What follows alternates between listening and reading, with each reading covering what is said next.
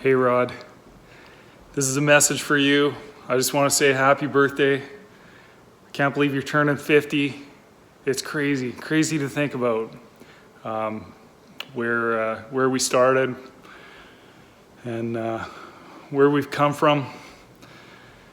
So I hope you have an amazing day. I love you, bro, and I hope you enjoy this little video I made for you. Love you.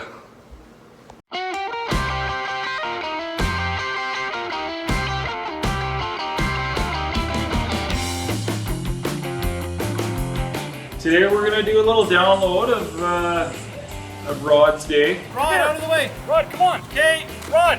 Yeah, I'm coming. Rod. So Dad, you know that Rod's 50th birthday is coming up, eh? Yeah. Rod's turning 50. I want to know, like, what's your earliest memory of him?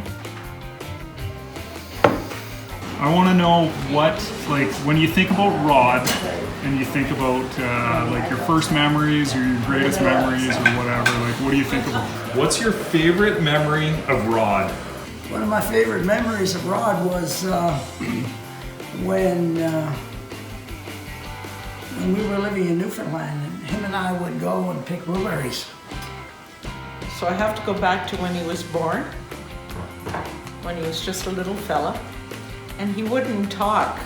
Is that Rod would watch, he'd watch TV and he loved Mr. Dressup and he loved Sesame Street. And he would stand in front of the TV and he'd have to go pee, but he would sit there and he would like, hurry up, Mr. Dressup, hurry up! And he would do the pee dance because he wanted to watch the rest of Mr. Dressup and he had to go pee and he wouldn't leave. There's a few things that come to mind, and one of them is Rod teaching me snot rockets in the garden in Beachland. Oh my gosh, Rodney was so intense. Yes. I think of Rod singing the song about peas to Karen and I, about eating your peas. Rod telling us stories at Christmas time. We would get him to come into your room on Christmas Eve, and you and I would sit there and we'd tell Rodney to make up stories about things.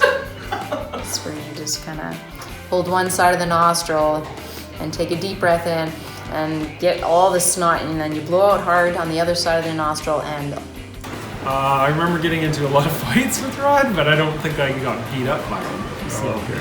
Yeah. Oh, and I brought Rodney for show and tell to my, when I was in kindergarten. I brought him for show and tell. Oh. Did the kids like him?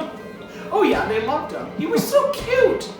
Rod is dancing around the piano while I was trying to practice and encouraging me that he was trying to help me keep my focus. The other thing is, we would walk around I forget the name of the gardens there in Kitchener, and he would go up to the flowers and smell them. I went into Mom and Dad's room and Rodney was wearing a green, like a mint green suit, like a mint green knit hat and little knit jacket. And he was laying on the bed and he was sleeping, and I remember he had that mint suit on and I was looking at him. I was like, who is this? He was shy. And now, here he is, he's a pastor. He's anything but shy.